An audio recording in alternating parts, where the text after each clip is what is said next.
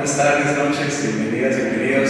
Es un gusto para el Museo Textil de Oaxaca recibir en esta ocasión a grandes invitadas del Colegio de San Ignacio de Loyola Vizcaínas de la Ciudad de México.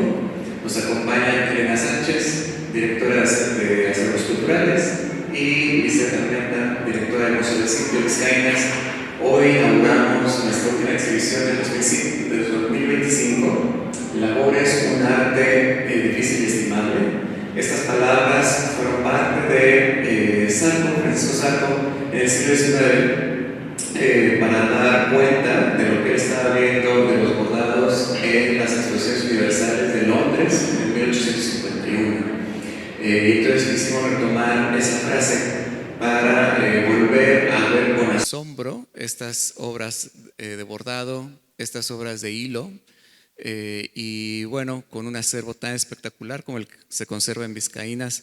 Agradecemos a nombre de la Fundación Alfredo Harpelú Oaxaca y del museo a ustedes por la gran disposición, el gran trabajo para llevar este proyecto a cabo, y por supuesto, como siempre, a todo el equipo del Museo Textil por toda la labor, desde la logística, la puesta en escena, el diseño, la divulgación, todo. Así que muchas gracias, y sin más, bienvenida Elena. Comenzamos contigo y después con Lizeth. Gracias. Muchísimas gracias.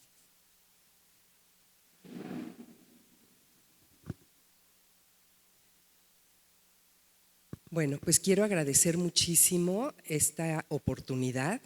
Empezamos hace 2 años con una visita de María Isabel Grañén al Colegio Vizcaínas cuando cumplieron 20 años a Davi, y fue ella, y tuvimos la oportunidad de que viera la colección, y desde ese momento empezó esta colaboración. Entonces finalmente llega a buen término. Bueno, pues el Museo de Vizcaínas merece que su historia sea contada, que se dé a conocer el origen y la consolidación de una colección en un museo privado dentro de un colegio.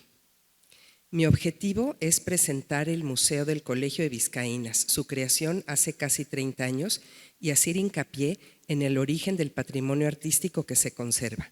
Continúa siendo un colegio desde hace 258 años, pero además tiene un archivo histórico y el museo de sitio del que se hablará. Los museos son entidades complejas donde arte y arquitectura son parte de un universo mayor. El Museo de Vizcaínas no es la excepción, pues nace y crece en una parte del edificio construido en el siglo XVIII, un lugar en el que se ha desarrollado un diálogo propio entre la riquísima arquitectura del edificio virreinal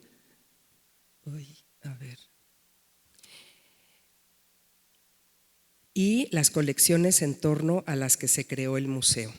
El edificio fue declarado como monumento histórico por el INAH en 1980. Este estudio es una propuesta para comprender el patrimonio del pasado en una institución. La historiografía contemporánea ofrece diferentes perspectivas de estudio. Una propuesta es retomar a Edward Thompson, historiador pionero del estudio de la historia desde abajo, es decir, rescatar los testimonios de las colegialas, profesores y otros personajes cuyas acciones tuvieron que ver con la preservación de los objetivos que posteriormente fueron los que se exhiben en el museo dentro del colegio. También la nueva historia cultural, así como la microhistoria, ayudan a rescatar a los que podrían ser olvidados, y la importancia de la vida cotidiana como estudio de la experiencia ordinaria. Es fundamental insistir en las fuentes primarias, es decir, los documentos que se han ido generando a lo largo de los siglos y que es la evidencia de los hechos. El acervo documental se resguarda en el Archivo Histórico José María Basagoiti Noriega.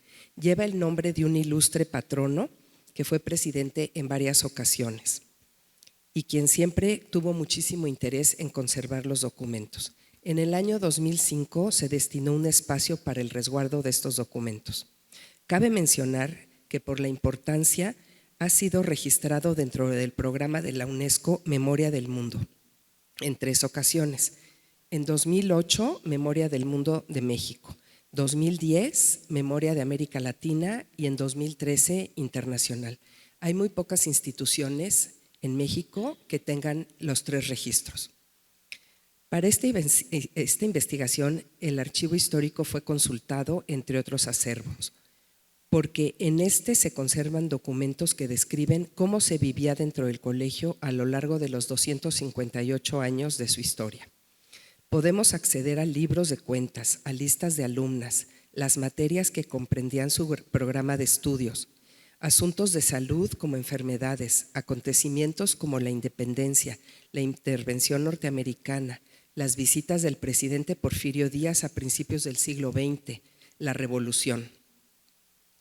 Esta presentación es una invitación a descubrir una colección artística que se conserva en 14 salas del museo, de las que se va a intentar explicar sus orígenes, así como la creación del museo por parte del patronato. Los objetos resguardados hoy en el museo responden a diferentes periodos históricos de la institución. En el siglo XVIII, la educación de las colegialas estaba basada en gran medida en la educación religiosa, en la confección de bordados y textiles, que son testigos de esa época. En cambio, en la segunda mitad del siglo XIX, el esfuerzo por alcanzar mejores niveles de educación para la mujer mexicana se tradujo en contenidos renovados en materias enseñadas, como la colección científica. El lenguaje de los objetos de las colecciones produce un discurso acerca del tiempo, y en este caso se trata del periodo desde 1732, cuando se fundó el colegio. El interés de realizar esta investigación sobre el Museo de Vizcaína se explica por tratarse de una institución que ha sido muy poco estudiada y que por consiguiente ha tenido pocas publicaciones. Se trata de un museo sui generis que se creó dentro de un colegio. El acervo se compone de objetos que en su momento tuvieron una función en la vida cotidiana, en las habitaciones, en las aulas, para la convivencia y las prácticas diarias de las colegialas, o fueron también objetos de la capilla para culto, acorde a los principios de la fe católica. Años después, muchos de los objetos quedaron en desuso y pasaron a las bodegas.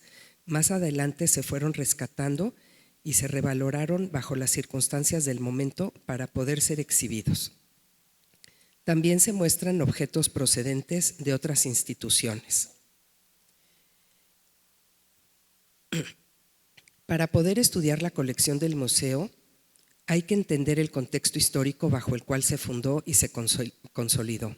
De igual manera, conocer el papel que tuvieron los vascos en el siglo XVIII, pues fueron ellos los promotores de la creación del colegio para educar a la mujer. Es pertinente mencionar a los vascos pertenecientes a la cofradía de Aránzazu y su influencia en la sociedad novohispana a finales del siglo XVII y principios del XVIII. Asumieron altas responsabilidades en el ámbito religioso, militar y civil, lo que les daba un estatus sobre los demás peninsulares. Se aventuraron a cruzar el Atlántico pensando que iban a poder compartir su cultura y tradiciones y al mismo tiempo conservarla para fortalecer su identidad. Esta característica los conformó como grupo sólido política y culturalmente en Nueva España, además de una ferviente veneración por la Virgen de Aránzazu.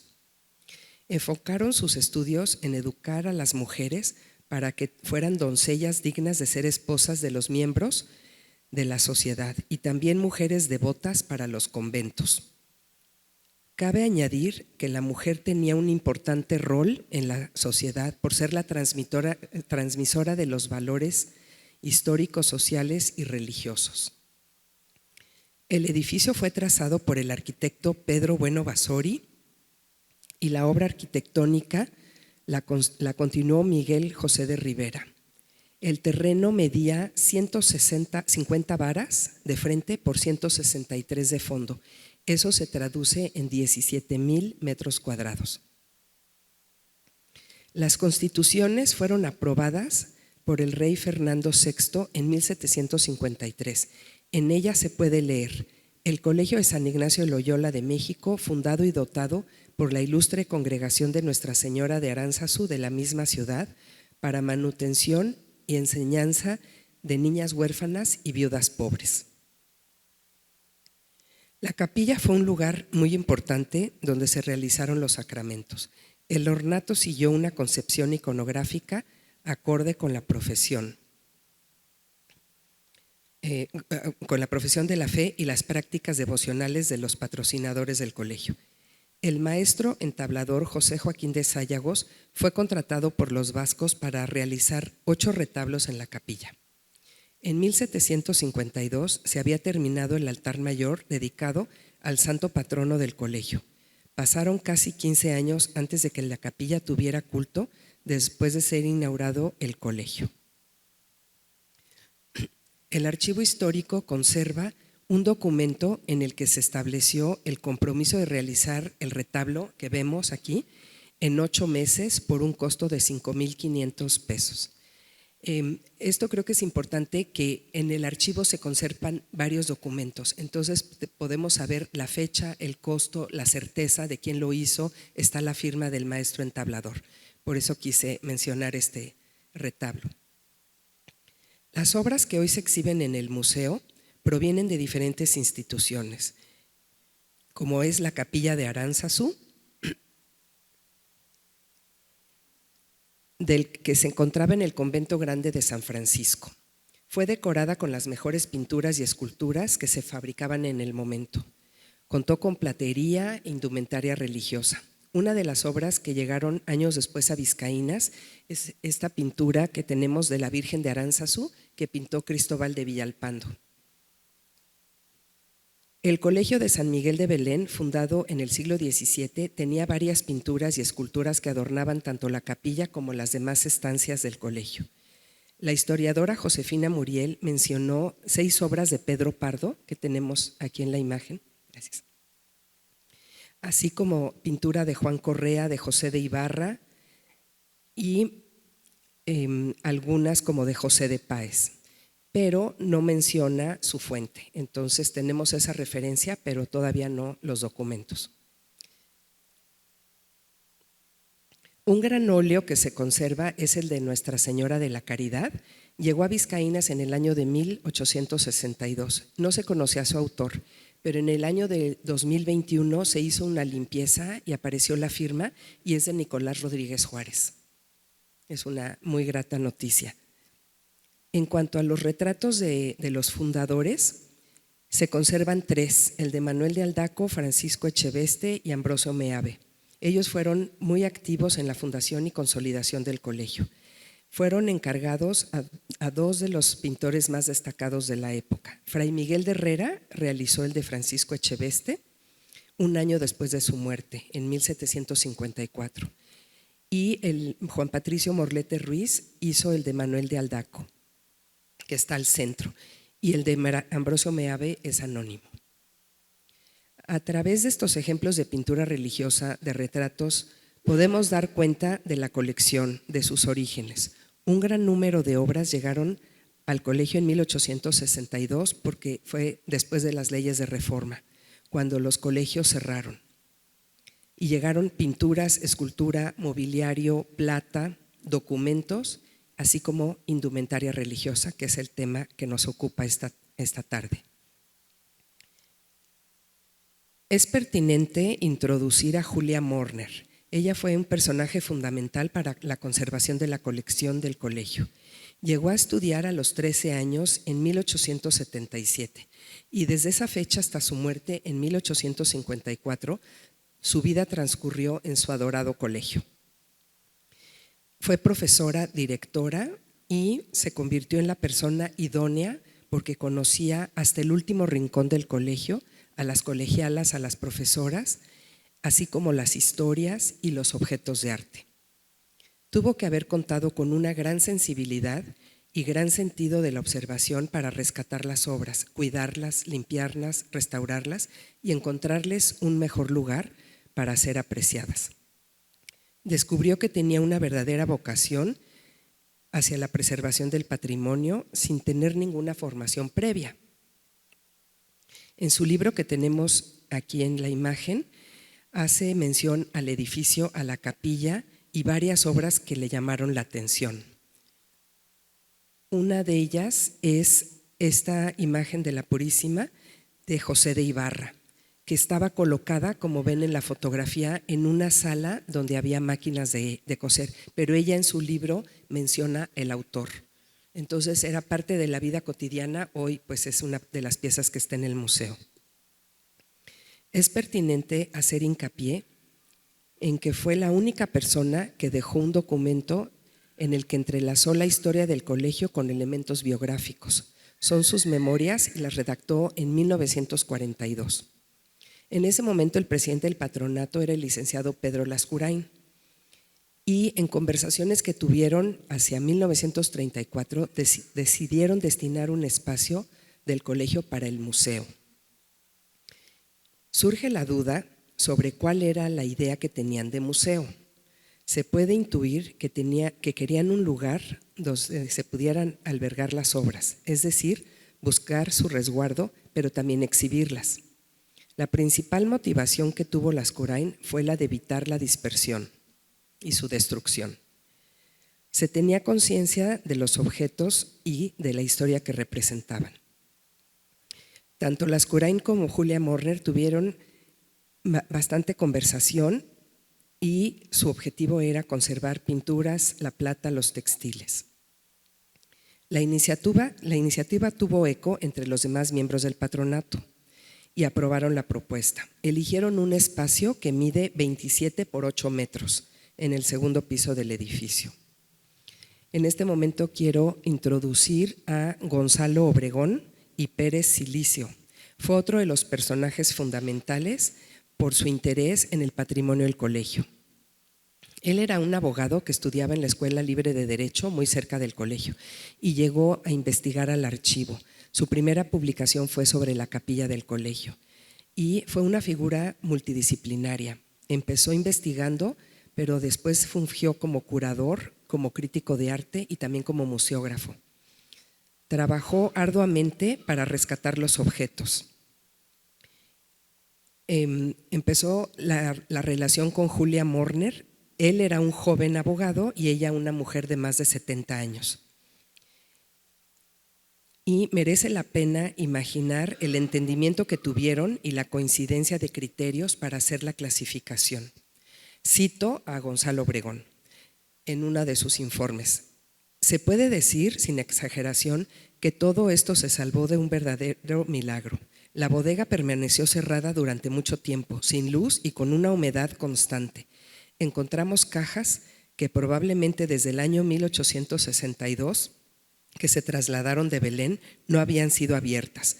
Mucho salió completamente perdido y varias pinturas se deshicieron al tocarlas, y con más razón las telas.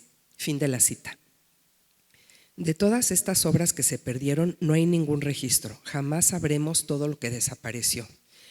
En 1941 entregó al patronato un inventario donde aparecen 68 pinturas y 17 esculturas. Hay que señalar que este número no corresponde a lo que es la colección actualmente.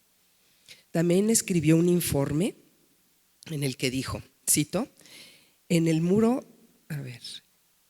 ahí son las dos fotografías en blanco y negro, son las que aparecen en su publicación, y las otras fotografías es una recreación del espacio actual con fotografías de la obra.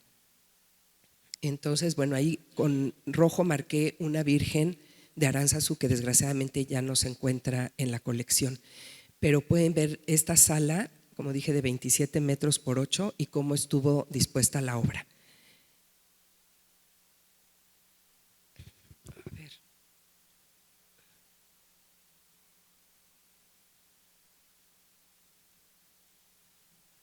Perdón, es que es un pequeño video, no me aparece. Era arriba. Perdón. Voy a leer el informe de Gonzalo Obregón. En el muro sur, el más largo, lo dividí en 4 tramos, colocando en la parte central un gran cuadro de San Miguel Arcángel de la Escuela de Cabrera, y a los lados, a distancias proporcionadas, un ropero de caoba, y en el nicho los santos peregrinos. En el muro frontero seguí la misma idea, tomando como centro un ropero antiguo, bello ejemplar de fines del siglo XVIII, y a los lados 2 esculturas un poco mayores de tamaño natural y un par de cómodas. Esta combinación de pinturas con muebles, esculturas y objetos diversos, todos de la época, es actualmente la tendencia en la distribución interior de los museos, pues además de hacer un ambiente a los cuadros, evita la monotonía de una serie interminable de pinturas. Fin de la cita. Después de esta iniciativa de un museo en el colegio hacia fines de los años 70, se pensó en otro lugar dentro del mismo colegio. Eso fue hacia finales de los 70, principios de los 80.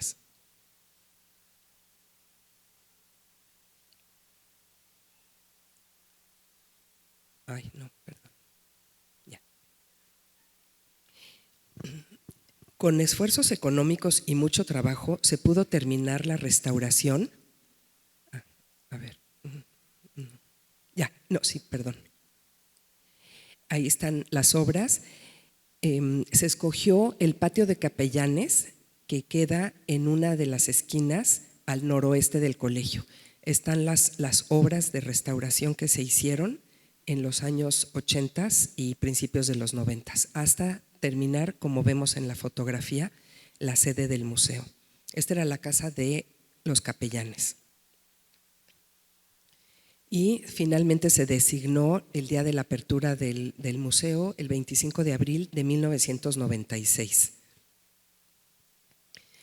Se han presentado en varias ocasiones. Bueno, aquí vemos el montaje que se hizo en 1996 usando parte del mobiliario del colegio, y vemos cómo se montaron algunos de los textiles, porque pues era una manera de tratar de preservarlos, aunque no era la manera más óptima, ¿no? En el momento que abrió el museo comprendía 10 salas y en el año 2017 se ampliaron 4 más. Parte de la colección textil se usó para otros fines, como podemos ver en un reclinatorio, una capa pluvial, ¿no? Y el montaje que se tenía era una cómoda con los textiles que pues era difícil, se podía llenar de polvo, la gente los podía tocar. Entonces pues ha sido un esfuerzo mayor para poderlos colocar de una manera más profesional.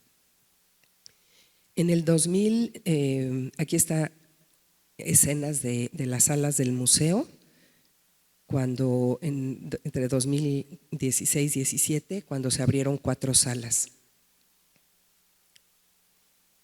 Y las 4 salas al final son donde hay música, la recreación de un aula escolar y una enfermería.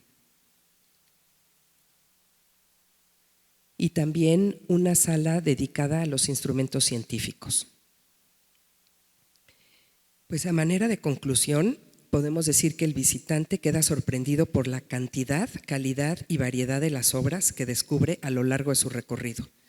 Pinturas de reconocidos autores como Villalpando, Juan Correa, Juan Patricio Morlete Ruiz, José de Ibarra, esculturas de gran calidad, marfiles, muebles, plata, y sobre todo la colección de 1,650 piezas de textil, la cual la mayoría fueron creadas por alumnas del colegio, y los cuales es el tema que nos ocupa el día de hoy. Pues aquí está. Muchas gracias.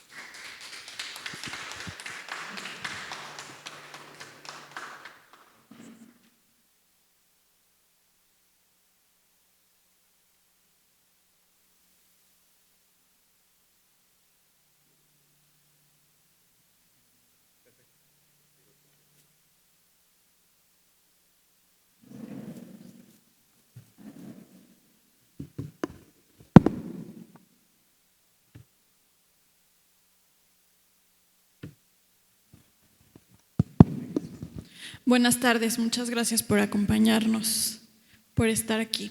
Bueno, pues yo les voy a hablar, mi presentación, esta charla que preparé para el preámbulo de la inauguración, se llama Textiles, Caminos Inesperados al Arte, enseñanza en el Colegio de San Ignacio de Loyola Vizcaínas. entre 1876 y 1936, especialmente hablar sobre sus maestras y sus colegialas. Les cuento que estoy en el 7º semestre de mi doctorado en Historia y Teoría Crítica del Arte, entonces les presentaré algunos hallazgos como parte de mi investigación doctoral. Bueno, como ya les comentaba Elena, este colegio surge a partir de su fundación año 1732, pero la apertura es a partir de 1767. Aquí hay una imagen, no sé si se alcance a ver, pero debajo de los árboles hay un grupo de niñas con un perro.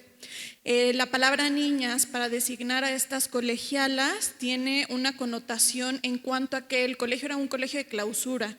Las mujeres que ingresaban en la mayoría de los casos pedían venir a terminar sus días al colegio, es decir, que las aceptaran hasta que murieran.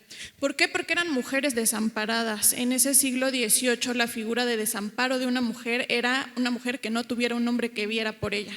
Social, económicamente, políticamente, no podían o no tenían las posibilidades de autonomía o libertad para desempeñarse de forma autónoma en esa sociedad. Entonces el colegio les ofrecía este espacio para vivir, para enseñarles, para aprender y bueno, este es el origen del colegio. La edad mínima de ingreso la hemos detectado a partir de los 7 años, no se recibían niñas más pequeñitas y pues las viudas eran estas mujeres que había muerto su marido y que ya habían tenido una cierta experiencia de vida, por lo que las recibían, y lo que ahora son 300 salones de clases, que ya les decía Elena, sigue siendo un colegio vivo, tenemos chiquitos desde 18 meses hasta 18 años, todos esos niveles educativos, no se pensaron como salones de clases. La noción de la maestra, del uniforme escolar, de todos estos conceptos de la educación moderna no corresponden al origen de la institución. Todos estos espacios que les repito ahora son salones de clase se pensaron como viviendas de tipo familiar. Entonces cuando ingresaba una viuda le daban el puesto de primera de vivienda a una anita y a su cuidado le daban un grupo de niñas que ella iba a educar con todo lo que ya sabía. Entonces bueno, en este espacio… listo.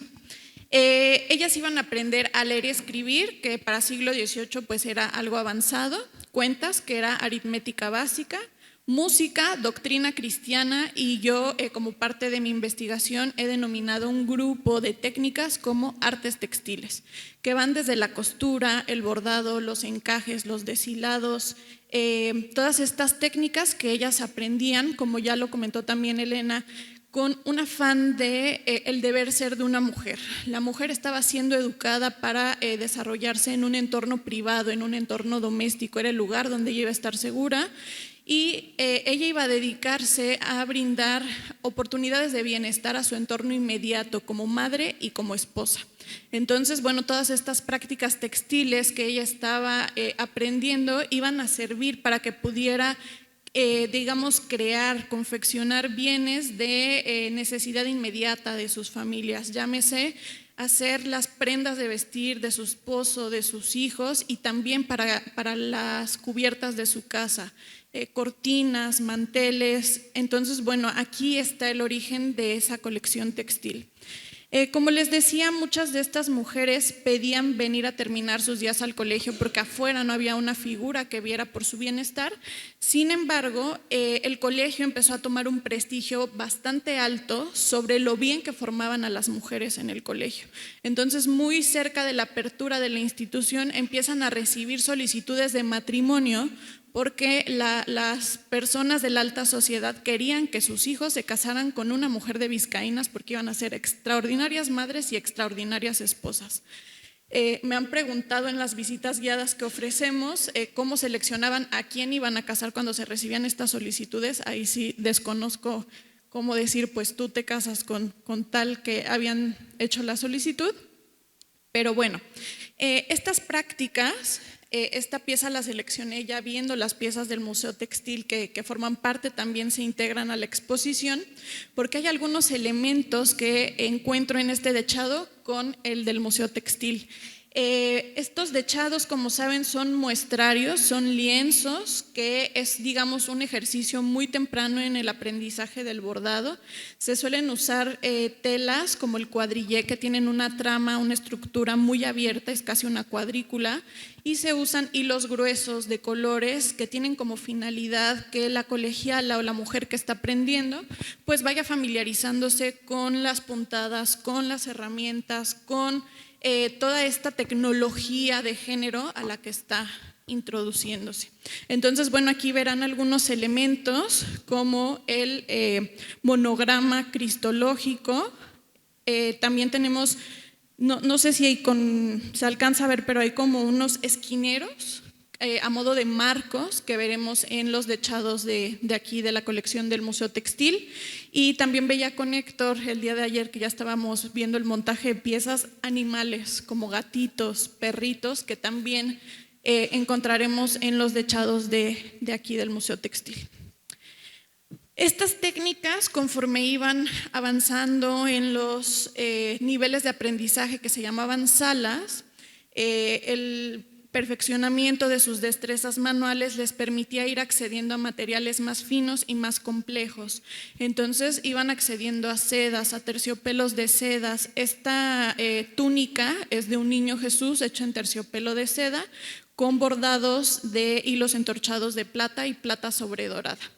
El tipo de bordado que se hace en vizcaínas es denominado por el Instituto Valencia de Don Juan, que está en Madrid, como bordado erudito. ¿Por qué? Porque las colegialas plasmaban elementos que venían del aprendizaje de doctrina cristiana, no estaban bordando elementos al azar, sino que hay un respaldo de conocimientos que es lo que ellas llegan a plasmar, ¿no? Entonces, la rosa está asociada a la pasión y esta túnica es de un niño Jesús que, bueno, tiene todos estos símbolos de la pasión, ¿no? El gallo, la cruz, la túnica, los clavos, la corona de espinas, la columna donde atan el cuerpo de Cristo para flagelarlo. Entonces no están pues, poniendo una túnica de color negro, hay un profundo conocimiento de lo que las colegialas están plasmando. Les pongo aquí esta imagen que me parece muy linda porque muchas de las mujeres de vizcaínas literalmente, y si me lo permiten, en el buen sentido de la palabra, se quedaban a vestir santos. Como les decía Elena, el caso de Julia Morner es muy particular, es una jovencita que entra a los 13 años y permanece 65 años de su vida ahí con una trayectoria larguísima como estudiante, después fue directora del colegio, después ya en una etapa mayor fue la fundadora del museo, pero también fue maestra. Entonces muchas se quedaban a trabajar en el colegio y transmitían sus conocimientos de generación en generación. Si no lo hacían en un entorno doméstico, como se hace de la madre a los hijos o de la abuela a los nietos, ellas, porque Julia es un ejemplo, pero muchas de ellas se quedaban en el colegio a transmitir sus conocimientos de una generación a otra de colegialas. Si bien superaron este aprendizaje de poder confeccionar y ornamentar prendas, llegaron a emplear la técnica de las sedas matizadas para elaborar diversos bordados que llegaron a ser considerados pinturas a la aguja, pintar con aguja. Entonces, bueno, aquí me encanta esta imagen donde vemos uno de estas imágenes devocionales, una santa que fue confeccionado el vestido, pero al fondo vemos este bordado enmarcado. ¿Por qué se mandaban a enmarcar? Porque tenían cualidades de pintura. Actualmente en el museo, en las visitas que ofrecemos, las personas, si no les decimos que es un bordado, se sorprenden porque piensan que era una pintura o que es un grabado. En un momento les enseñaré un poco más. Esta es una de las piezas más tempranas que tenemos fechada. Estas piezas, repito, se mandaban enmarcar, también se les puede denominar como bordados de cuelga. Y bueno, aquí dice en la parte inferior de la María Luisa, que está pintada sobre el vidrio, dice: dedicado a nuestro amo en el colegio de nuestro padre señor San Ignacio de Loyola, año 1852. Entonces, bueno, estas piezas tienen un valor muy, muy elevado y las colegialas y las maestras. antes de tener esta figura de una maestra que, bueno, ahora asociamos a una formación de una escuela normal que permite que una persona tenga conocimientos para impartir pues una enseñanza, las primeras de Vivienda Onanitas eran estas mujeres que enseñaban estas artes textiles. Posteriormente vamos a encontrar a una de las maestras más relevantes de Vizcaínas, que es Isabel Contreras. Isabel Contreras fue una maestra importantísima. Ella, bueno, tiene presencia en el colegio. Yo he encontrado datos de ella en prensa donde se habla de que dirigía los trabajos en la sala de labor desde 1874. Posteriormente, ella está registrado en los documentos, conduce los trabajos de bordado que fueron enviados a la Exposición Universal de Filadelfia en 1876. Hay una renuncia de ella en el año de 1885, pero está de vuelta en el colegio en 1893. Igualmente en prensa, que me pareció muy relevante, sale un anuncio donde se dice que la maestra Isabel Contreras, muy destacada, se separa del establecimiento para poder dar atención a su numerosa clientela. Ya tenía muchos clientes que le pedían bordados, flores artificiales, etcétera, y por esa situación decide retirarse del colegio, pero les digo, regresa un poco después. Y Julia Morner me parece también muy interesante. En este libro que Elena también nos presentó, Las memorias de una colegiala, habla de que Isabel Contreras fue su maestra.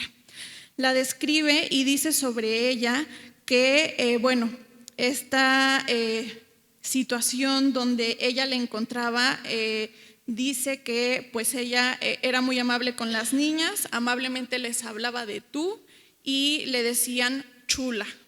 Es parte de lo que dice Julia Morner, y dice que pues todas las discípulas, como ella era muy amable, la obedecían con mucho gusto, porque para aprender bordado pues hay que saber seguir instrucciones, tener tolerancia al fracaso, paciencia, porque una maestra va a estar diciéndote cuántas veces volver a hacer algo.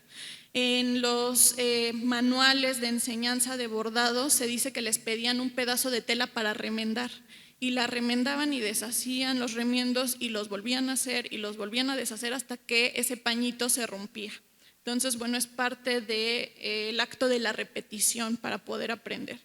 Entonces, bueno, Julia Morner después es maestra. Julia Morner se desempeña en la clase de higiene, inglés, historia universal y patria, historia y francés. Y también participa en la coordinación de los trabajos de bordado que se fueron a la Exposición Universal de Chicago, 1893. Una de las piezas que veremos está bordada por Vicenta Oronos. Vicenta Oronos en el bordado dedica esa pieza a su amado papá, y como parte de esta investigación que estoy realizando, encuentro a Vicenta Oronos después como maestra, es decir, fue alumna, después fue maestra. La he encontrado de 1900 a 1914 desempeñándose como maestra. Entonces vemos este patrón donde las mujeres se quedaban en el colegio a hacer su vida ahí. Esta fotografía es el retrato de Isabel Contreras, y la descripción que hace Julia Morner sobre ella en sus memorias es muy interesante, porque habla de que es una mujer de regular edad, pelo cano, sumamente blanca y de regular complexión. Entonces, bueno, ella hace esta referencia a su maestra que le enseñó bordado, y más tarde Julia será quien enseñe bordado, y juntas coordinan los trabajos que van a las exposiciones universales. Esta es la pieza que les comentaba Vicenta Oronos a su amado papá. Tenemos algunas piezas de la colección que por él enmarcado y la María Luisa que tienen sabemos quién las hizo. Y bueno, no solamente están las maestras de bordado en Vizcaínas, todo este, digamos, núcleo de artes textiles que recibían también pasa por la costura, que en los documentos he encontrado que les llaman de las dos formas, costura y labores. Flores artificiales, que aquí les muestro un detalle que ya no verán en la exposición. Esta es una pieza, es una canasta de flores que está como muy hacia la entrada de la puerta principal de la exposición. Cuando esta pieza la hallamos en el museo, era uno de los bordados enmarcados, porque ya no tenía vidrio, pero alrededor la seda tenía tachuelas, lo que nos indicaba que estuvo montada. Entonces, esta canasta es un poco tridimensional y como pueden ver, las costuras se rompieron y desde ahí veíamos que salían unas tiras de papel que metieron a modo de relleno. La restauradora Judith Gómez, que se integrará al programa académico en torno a esta exposición, retiró todo este material, desmembró la pieza para poder restaurar y encuentra que las tiras de papel están completas en su mayoría. Hay algunas que son ejercicios caligráficos con tintas ferrogálicas, una invitación a un velorio, páginas de misales, programas de teatro. Entonces, bueno, el contenido permitió datar la pieza. Ahí vienen algunos años, entonces bueno, es interesantísimo ver todo este material. Como pueden ver, la canasta está hecha con tejido también. Y bueno, el colegio, como muchas escuelas para señoritas, empieza a organizar exposiciones. Estas exposiciones buscaban exhibir estas piezas que ellas hacían. Si se fijan aquí, pues la mayoría son estos bordados enmarcados. Pero también están exposiciones nacionales. El archivo histórico también conserva diplomas de exposiciones, por ejemplo en Veracruz, donde las piezas de las colegialas eran enviadas y ganaban premios y reconocimientos.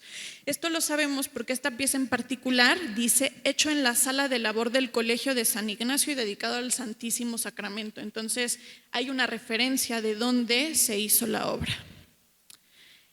Para las exposiciones universales tenemos aquí 3 casos muy importantes. El de Concepción Pérez y Rita Robles. He encontrado las referencias en prensa que estas piezas ya existían desde 1874. Sin embargo, también aparecen en los inventarios de piezas que fueron a la Exposición Universal de Filadelfia 1876.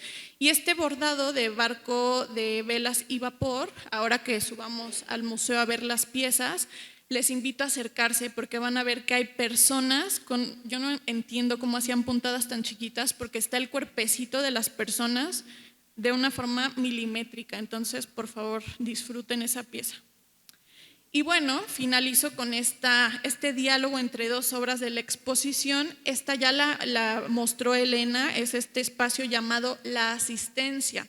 Julia Morner en sus memorias habla de un espacio que fue adaptado por la junta directiva del colegio, donde los corredores los hicieron burós, no sé si se alcanza a ver aquí al costado debajo de los ventanales, para colocar libros, ropa y útiles de costura, además de máquinas de coser, mesas para corte y maniquíes. Y esta imagen de la normal de profesoras me parece apasionante porque vemos este diálogo entre lo que es el bordado manual y la llegada de la máquina de coser, que en Oaxaca tiene una importancia grandísima porque se empieza a emplear como una herramienta también para poder hacer el bordado. Me doy un salto hacia 1936, que es el nombre de la charla que preparé. Y ya para ese año hay una escuela de artes y oficios en Vizcaínas donde ahora se enseña tapicería, pero con bordado a máquina. Lola Cueto, que es una persona importantísima en la práctica de la tapicería, ella le interesa mucho el tapiz porque en el momento en el que ella tiene su desarrollo artístico están los grandes muralistas. Y si se fijan o si se reflexiona un poco sobre esto, son figuras varoniles, las mujeres no podían incursionar en esa práctica mural. Entonces Lola Cueto toma el tapiz, que es un textil que recubre muros, para poder hacer su expresión plástica. Entonces, bueno, Lola Cueto entra como profesora de tapices en el colegio en 1936 y aquí ya vemos cómo la modernidad, este artefacto, alcanzó al colegio y esa es la capacidad de adaptación de esta institución. Cada que llega una nueva corriente educativa, nuevas herramientas de trabajo, el colegio se tiene que adaptar y por eso tiene esos 258 años dando clases. Pues sería todo de mi parte. Están aquí las redes sociales del museo, Museo Vizcaínas en Facebook, Twitter, Instagram, TikTok. El correo del museo si quieren venir a conocer la colección, el teléfono de la oficina y damos visitas guiadas el último sábado de cada mes a las 10 de la mañana. Muchas gracias.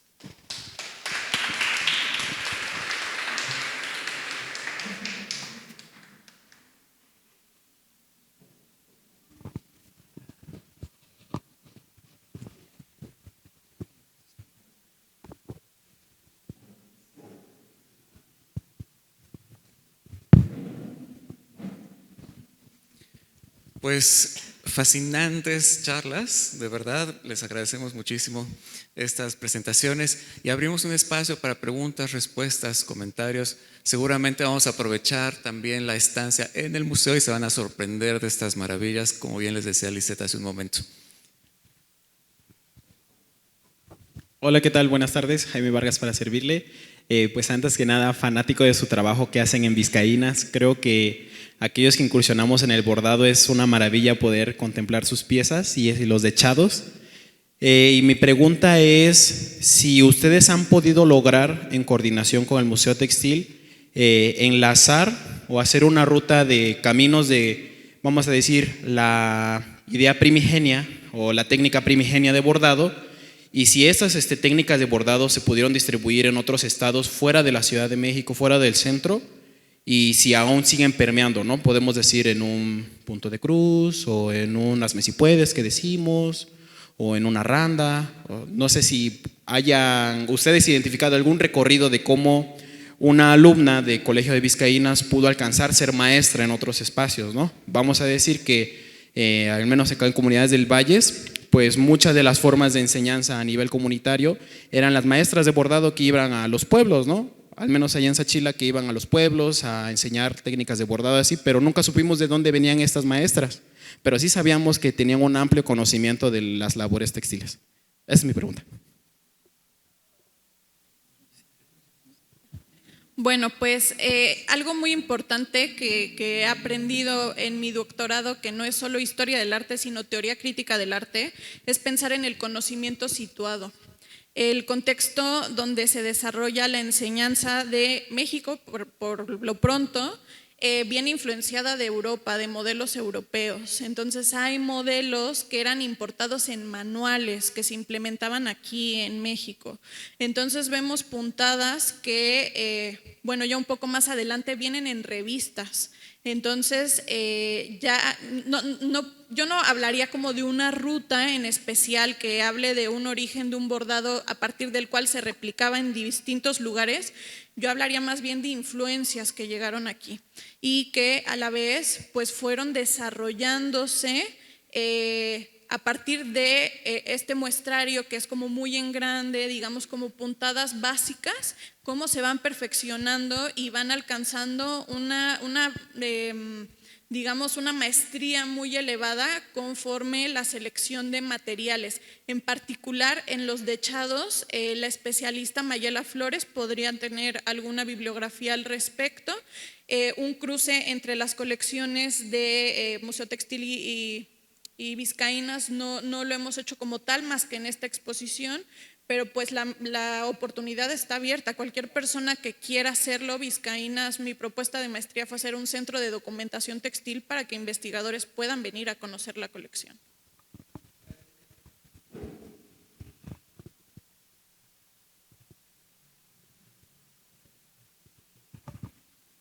¿Alguien más? Hola, buenas noches. Me gustaría saber si la colección tiene dechados de virtudes sobre litografía en bordado. Muchas gracias. Pues esta puntada de litografía se ha documentado que se hacía con filamento de seda o cabello. Y en particular los dechados de Vizcaínas no hemos encontrado que tengan un filamento tan fino que permita que nombremos a una zona del dechado hecho con puntada de litografía, que también se le llamaba laucín. Entonces no, en los dechados no, pero de estas piezas tenemos la hipótesis, la de Concepción Pérez y Rita Robles, que están hechas con cabello. El año entrante vamos a restaurar la de Rita Robles, que es una litografía del Palacio de Minería, y aprovechando que necesita la restauración, tomar muestras para identificar si es cabello o si es filamento de seda.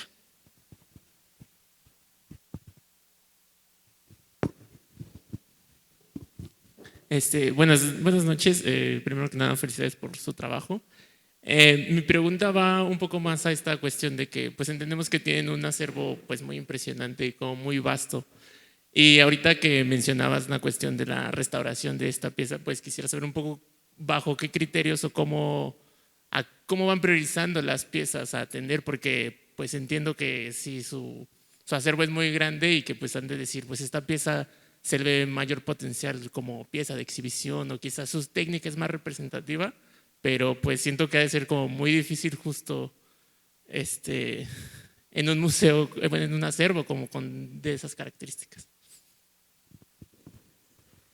Bueno, pues Héctor, yo somos egresados de la Escuela de Restauración de Lina. Ahí tenemos una gran formación teórica. Entonces, a partir de la enseñanza que recibimos, podemos establecer criterios para saber qué piezas requieren una intervención mayor y cuáles no. Entonces, eso es lo que nos permite saber qué es apremiante. La restauración es muy cara, ahora más con los aranceles y todo eso, los materiales de restauración es muy cara. Entonces, hay un proyecto de conservación en el museo que nos permite dar atención a la mayoría de piezas y a partir de hacer diagnósticos, ubicar cuáles son las piezas prioritarias de intervención. Entonces, esta pieza en particular, ya les dará la conferencia Judith Gómez, es una pieza que estaba en muy malas condiciones, estaba completamente perdido el soporte, estas flores están hechas como en una técnica de limpiapipas, estaba completamente apelmazado de la cantidad de polvo que tenía encima, entonces es una pieza que era apta para la restauración. Hay bordados de nuestra colección de los bordados enmarcados que ya tienen una estabilidad material que no valdría la pena desenmarcarlos para hacer una toma de muestras porque ya han alcanzado esta estabilidad material, entonces va en función de esa condición material que tienen las piezas para seleccionar cuáles son aptas para restaurarse.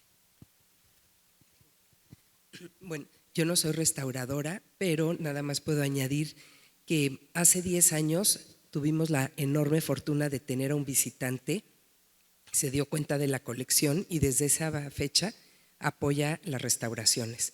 Entonces empezamos con pintura, ahorita va ya un 30% de la pintura restaurada, escultura y los textiles pues todavía vamos poco a poco.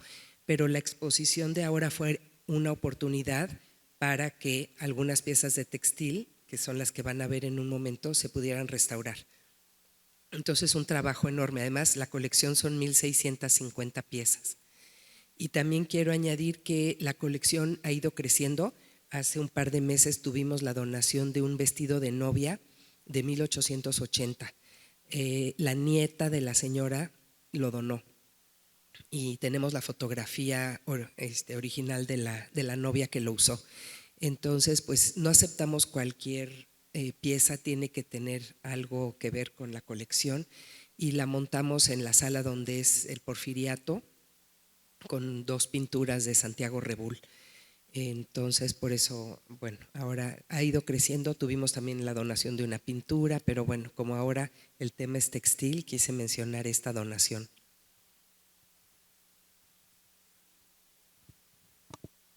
Como nada más para que se mantengan informados, porque esperamos que en el mes de enero o febrero tengamos esta charla justamente con Judith Gómez, que nos contará sobre el proceso de restauración de 3 piezas que están en la exposición en particular.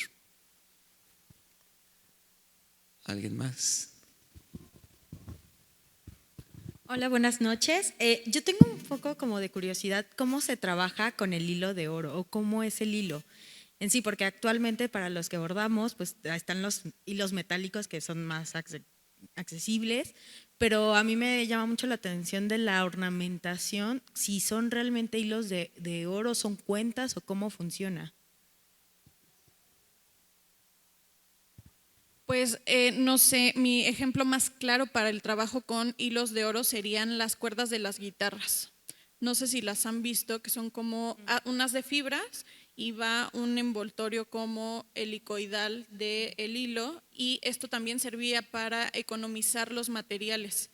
Es difícil que un hilo entorchado pase de un lado a otro, entonces imagínense como el gusanito helicoidal, se mete la aguja con el hilo, las de fibras, se cruza y se corta hasta donde va a entrar el hilo metálico, el hilo entorchado. Entonces es la técnica de trabajo y aquí no está en la presentación, pero ahora que subamos al museo hay un escudo nacional que tiene esa técnica. Entonces ese incluso tiene relieve, tiene un relleno. Entonces pues hay que pensar cómo era complejísimo. Ahora que veamos el escudo nacional, fue hecho como cada pluma por pluma para montar esa gran águila del escudo nacional. Entonces esa es la técnica de hilos entorchados, y pues las lentejuelas no son como ahora las conocemos como las de parisina, que vienen casi como en una pulsera, sino era un alambre de plata o de oro, se cortaba un trocito, se redondeaba y luego se martillaba una por una. También lo veremos en la exposición. Muchas gracias.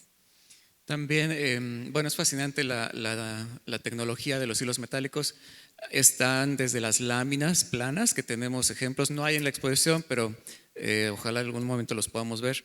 Están las láminas planas, después están los entorchados, que es lo que acaba de explicar Lisette, pero también llegamos a los textiles japoneses que tenemos en el acervo también, que son láminas de papel, y sobre esa lámina de papel va la lámina metálica, y con eso envuelven un hilo de seda y entonces lo trabajan. Es un trabajo arduo, muy, muy sofisticado, hasta ya lo más reciente, que son láminas poliméricas de nylon, algún tipo de poliéster, y sobre eso se aplica o lámina de oro sumamente delgada, o bien metal pulverizado sobre la lámina de plástico, y se utiliza hasta como urdimbre o trama para tejer, además de cómo bordar. Es impresionante. ¿Alguien más? Salvador. Felicidades, una gran charla.